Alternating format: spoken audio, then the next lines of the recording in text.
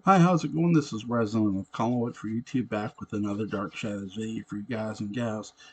I'm here to continue my reviews of Dark Shadows from the beginning.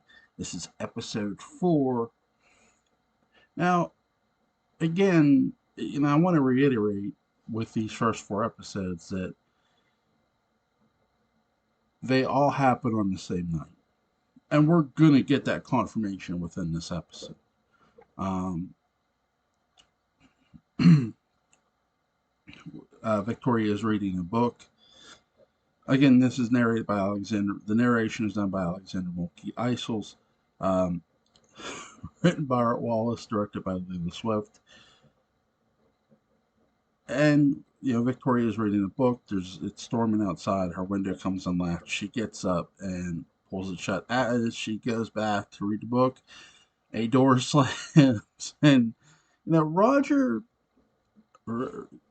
We hear the same effect, in an earlier episode, in the second episode. So this time we get to see Roger coming through the drawing, coming into the foyer, sorry, up the stairs. And I love how Lila Swift shoots this and directs this. This is a beautiful, beautiful job of the way they shoot this on the set. I love it. I love the feet going up the stairs. It's Roger, but still, it's effective. It gives that creepy feeling of what's going to happen. Is Roger going to do something? He is, but not what we think, because Liz stops him. We might think, oh, is he going to hurt Vicky? No, he doesn't hurt her, at least not physically.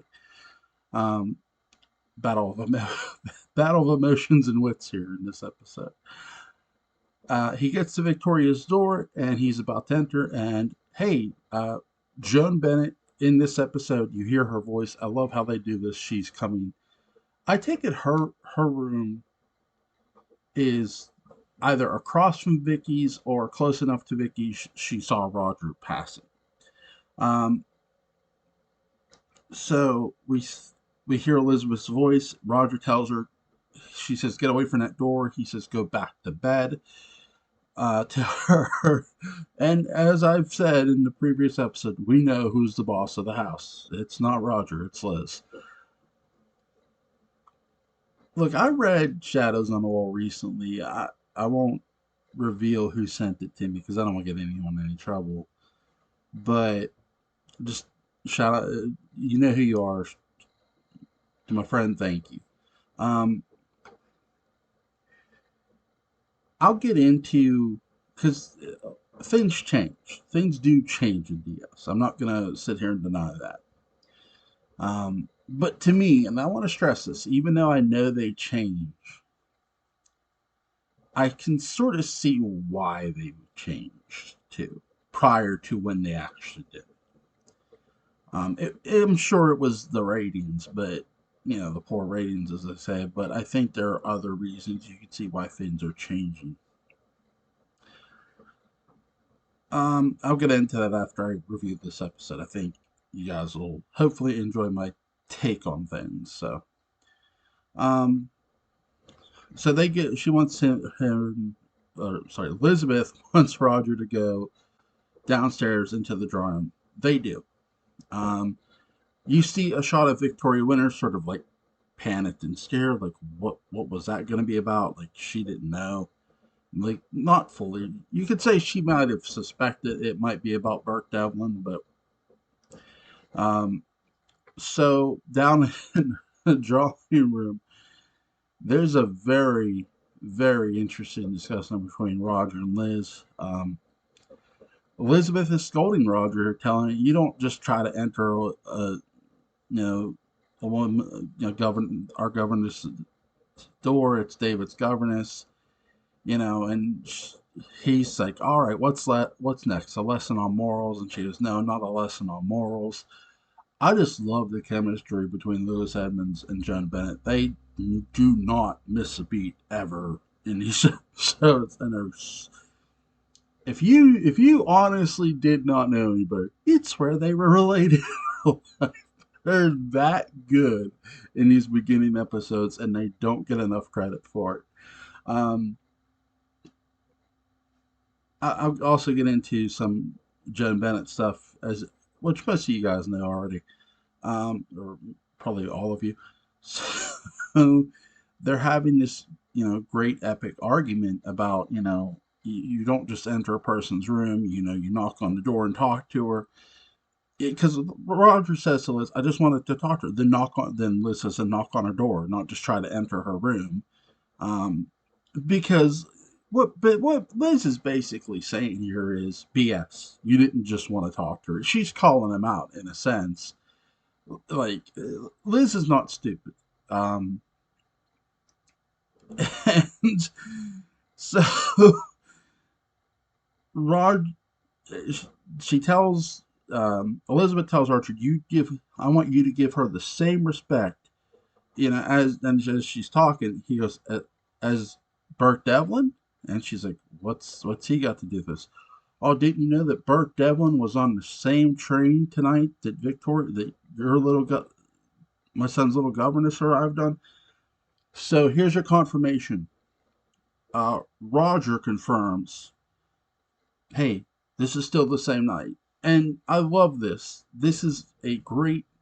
If you sort of want to go back to the first four episodes of DS, which all happened on the same night, it gives an indication of, okay, this is your first real indication of time in Collinsport. I know what I mean by that is four episodes, like I said, right? Same night, same night, same night, same night. All four. And no, I wasn't trying to do the Four Horsemen. That's just what it is. The first four episodes all take place on the same night, which is great. And you continue to have this epic discussion between the two. And, Roger tells Elizabeth Burke is back. And why do you think that is? And Liz said, this is his home. She's meaning Collinsport. Again, we're reaffirming that Burke is from Collinsport. In many ways, your character rehashing, and I love this. Some people might just call this filler, but I don't. I think right here, you're getting a very interesting discussion between brother and sister from a fictional sense that, okay, Liz is just now learning that, to our knowledge, that Burke is back. She also gets told that he hit it big. He's not that same poor boy anymore that they once knew. So you all get the sense that when he was younger, when he was a child, he was poor. He would pose for pictures with Sam. Um, he would do anything to earn a dime, a buck, back when he was a kid, because he didn't have money the way Roger and the Collins family did. He wasn't his father was not wealthy. His father would make lobster pots. Again, Collinsport is a fishing town, so it fits in with the backdrop of the town setting. Here's your dad. This is what he does. It has an involvement with, fishing in the sense of, and in the sense of a coastal town. In a coastal town, most coastal towns rely on what? Fishing, ships, um, hauls in from sea, etc., etc., etc. So they're keeping that here within this episode when they absolutely should. Um, plus we're going to get eventually we're going to get a tour.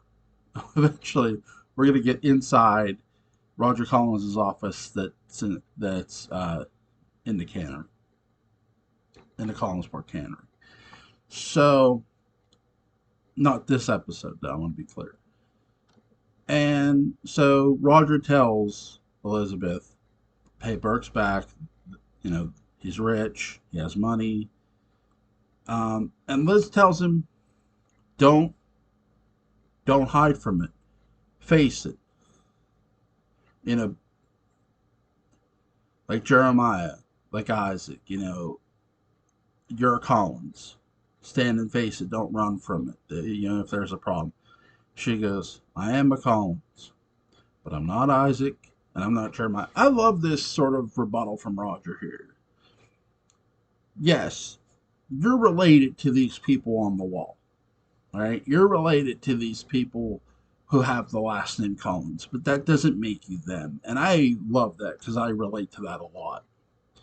Um, I won't get into how I relate to that a lot. That I think some people sometimes take your last name and they probably judge you by it. They judge you by who your parents are and, specifically who your dad is. And, it's always a comparison to those who go, well, you look like this. Okay, I might look like that person and that person, but that doesn't make me them. I'm my own person. So, what we're really getting into, what I'm trying to get into is yes, you can be related to somebody, but you also can be your own individual. And that's something that sometimes gets lost not only in the fictional world, but in the real world as well. We have Roger Collins. Yes, he's a Collins, but he's his own individual. As is Liz, as is Victoria, as is David. They're all their own individuals. They're not necessarily like one specific person. They each have their own personality and character traits. Again, just like in real life, Dark Shadows right here to me is tapping into real life to a degree, whether on purpose or not. Again, I relate to that what Roger said because I've been through it where people just look at you, oh, you're like this person. You're like, well, I'm not that person. I may look like that person, but I'm not that person. So I love this again rebuttal by Roger. It's one of my favorite lines in this. It's probably my favorite line in this episode. In the all the four episodes is this. Um, until Victoria still see this entire episode by standing up to Roger. Um, so Carolyn overhears this argument about Burke Devlin. She's outside the drawing room. She enters, and Elizabeth's like, how long were you standing there? Not long enough because I wouldn't have to ask questions. I love that line from Nancy Barrett's character, Carolyn. Um, Roger, what they tell Carolyn is that Burt Devlin is a dangerous man. Um, you also get Roger asking Carolyn to go get Victoria. Elizabeth is against it at first, but then she gets talked into it, by Roger.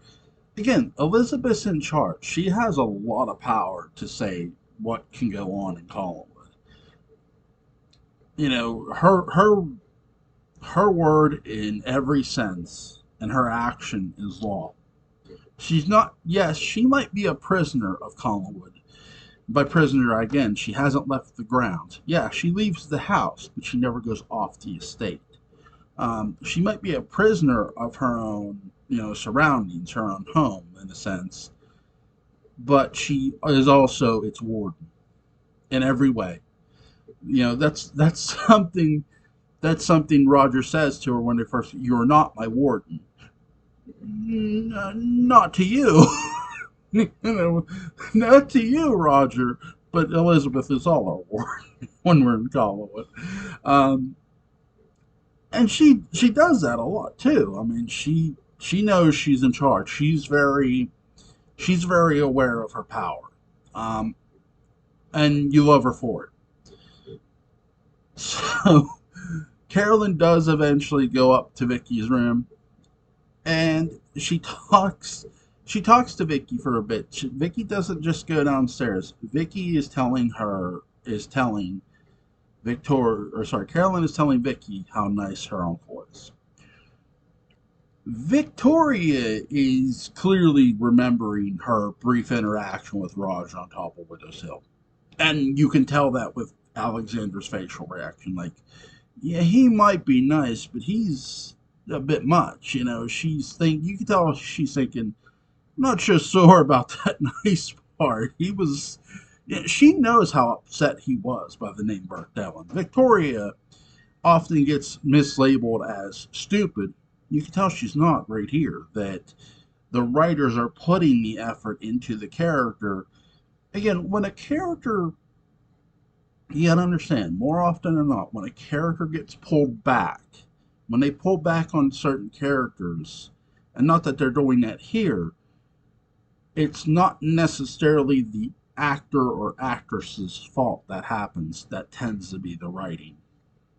That they're pulling back. They don't want everything revealed about this character, even though you can maybe read what they're trying to do. It's like, well, why pull back? It's just a suspense tactic. It can make the character seem stupid. Again, is Vicky stupid? No, she's not. She's a very intelligent character. And you can tell that here when they're having this conversation, when Carolyn and Victoria Winters, Colin Stoddard and Victoria Winters are having this conversation. I say Colin Stoddard because Carolyn's middle name is Collins. And yeah, you heard me right on that. um,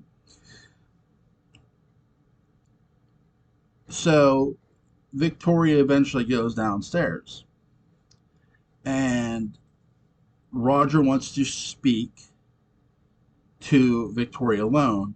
Before he does, Elizabeth is asking questions about about Burke Devlin. You know, that he wasn't even, she tells them that she wasn't even aware who he was until he was kind enough to offer her a ride, which that's something she does with Roger more one on one, but she also tells him that, you know, she she didn't know him, she didn't know who he was, and she's right, she didn't. She didn't know who he was when she didn't even know he was on the train, really. It gets into it sort of gets into, do you notice who's around you, right? Or do you know who's in sort of your same spatial area? They were in the more proper term here is, it's not like they were sitting across from each other or sitting beside each other. They were in the same car together. And that's a huge difference really when we go back to the first episode and look at this episode here, because again, Burke is, I want to say, one, two, three seats back and to the right. Like he's sitting on the what would be the end of the seat, but he's to Vicky's right.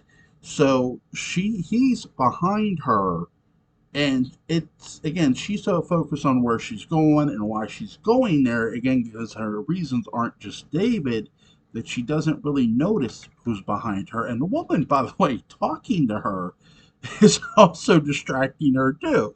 So there's that. There's a lot going on for our young protagonist here. And it's key to remember that too. So as she's getting questioned by Liz and Roger, Elizabeth does eventually leave. And this is sort of where you get a great confrontation between Roger and Victoria. The drawing room door shut. Roger is pouring a brandy. He offers one to Victoria. She goes, no, thank you. And Roger is doing a lot of insinuating. He insinuates that, he goes, do you think, why did you take the train from New York? And he goes, you could have flown here. She goes, it's cheap. It was cheaper. Do you think Burke Devlin needs to worry about money? She goes, I don't know. And she doesn't know. She doesn't know what Burke needs to worry about or not. She's not worried about what Burke needs to worry about either. Again, to Vic, this lets you know in Vicky's mind, Burke's not really her concern. Yeah, she might have mentioned him to Roger, but she only mentioned him to Roger because she wanted to. Hey, this is who gave me a ride here. This is how I actually got to come into town to get a ride to come here. Nobody picked her up at the station. It was a conversation about somebody who gave her a ride. And to Victoria Winters, the name Burke Devlin doesn't mean anything. And she's not wrong. It doesn't. That's in every way in this conversation. That is what Vicky is trying to say. That name means nothing to me, and neither does the person. And say what you want, that's a really intelligent conversation for a character to have who often gets labeled dumb. You're wrong. You're all wrong for saying. Hey, I will fight that to the death. You're all wrong. If this character were dumb, she would not be having this intelligent of a conversation where she's basically saying the character that person meant or means nothing to me. You don't have that kind of intelligent conversation if you're dumb. Um, so again, in this episode, again, she's saying, I don't know what he needs to worry about. And again, why would she? You know, he's, Roger is implying, again, Burke's rich. We're reaffirming that with this conversation too. And like Vicky says, I never heard the name Burke Devlin until he was kind enough to give me a ride into town tonight, and she's right. She never heard that name. Um, and I love when she goes to leave. He goes, wait, what? She goes, why? So you can accuse me of lying to you again? She's letting him know, no, you're not going to sit there and call me a liar when I'm not lying to you. And I love that. She might not be saying those exact words, but that's exactly what she's implying. And I love her for it. Again, the character's not dumb.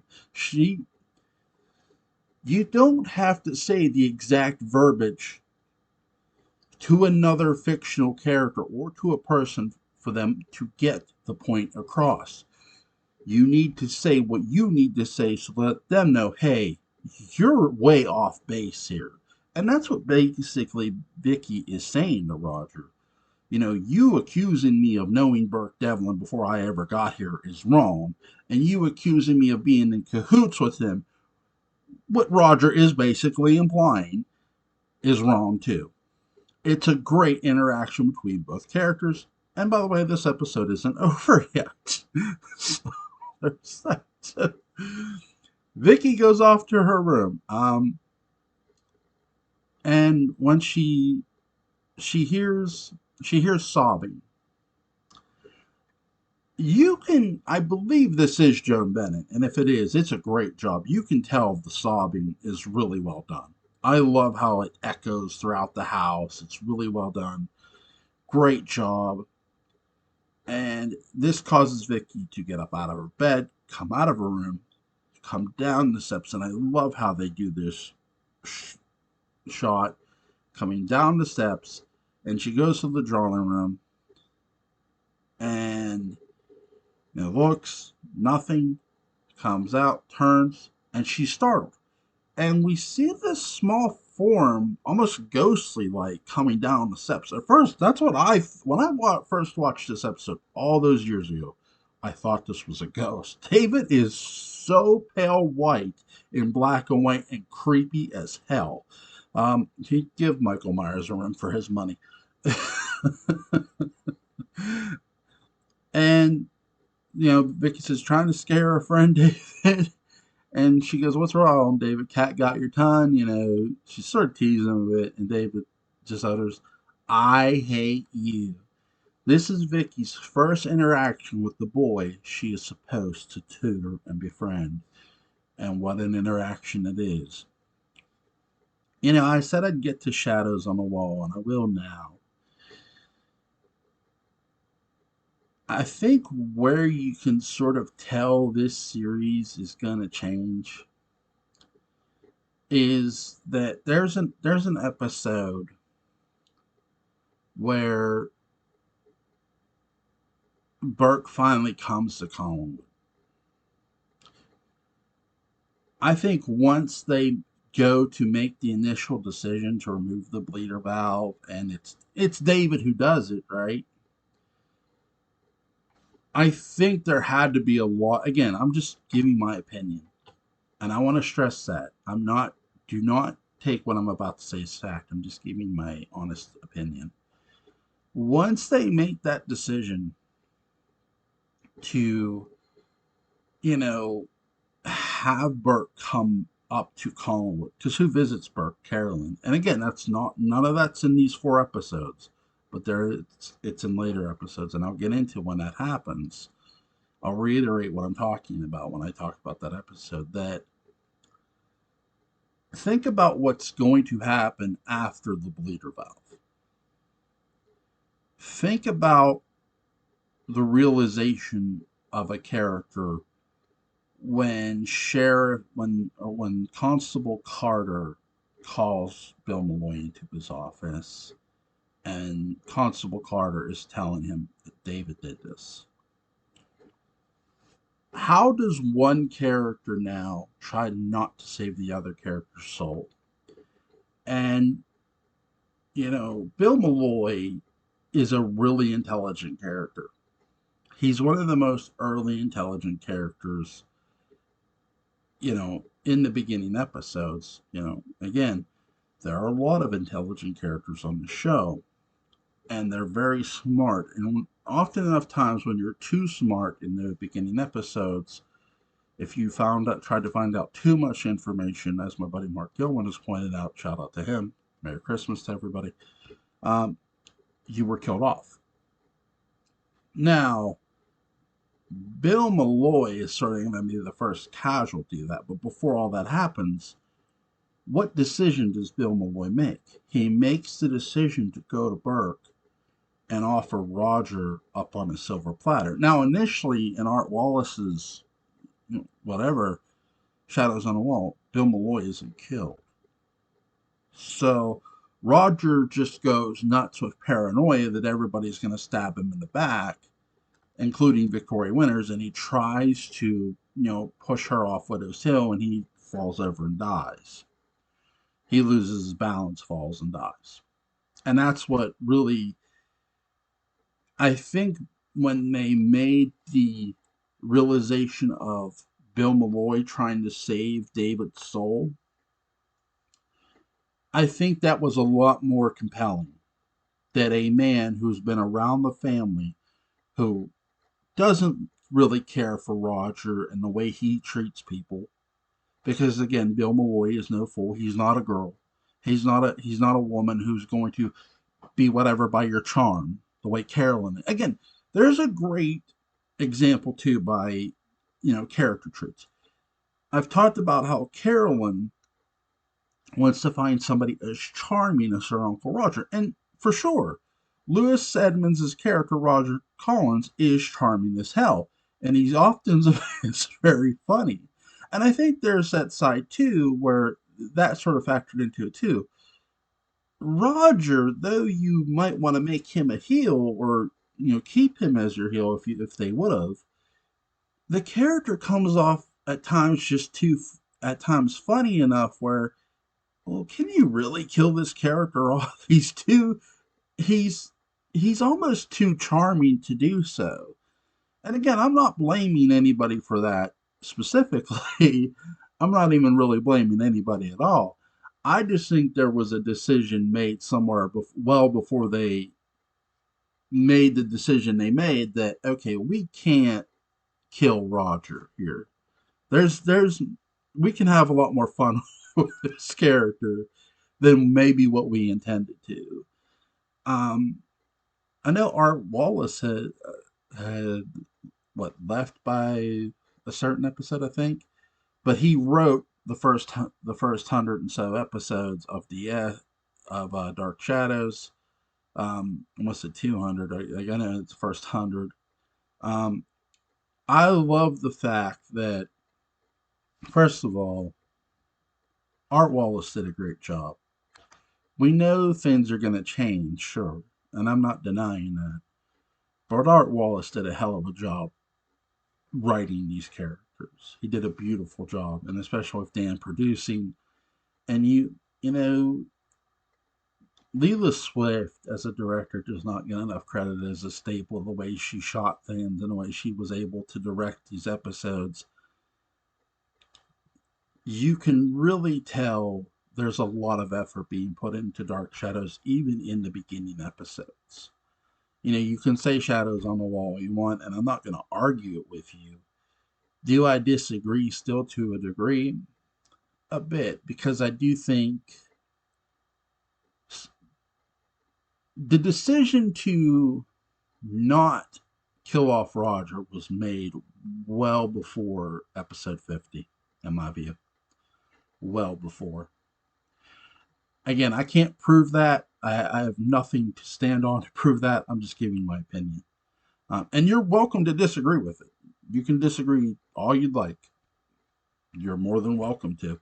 The reason I say that is because, again, the character's charming. The character has a lot of flair. He's also a bit funny. Remember, open the door, you drunken bum. That's hilarious to me. How you honestly think that comes across as threatening when you? It's like he's pounding on the door. I found that hilarious.